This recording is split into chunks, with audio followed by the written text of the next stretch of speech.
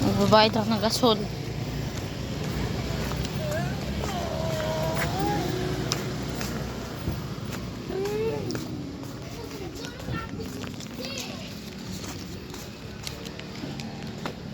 Tao po.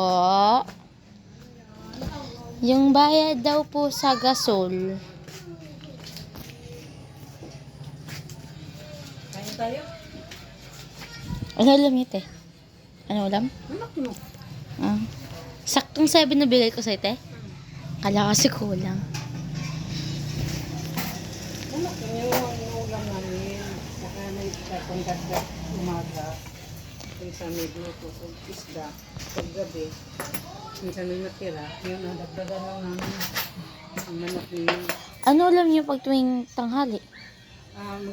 Minsan isda. Ah, sama. Tula. Thank you, te. Dito kami sa may brown house. Yan. Tapos na. Dapat sa akin mo po pupunta yung bola. Yan po tindahan namin. Babush.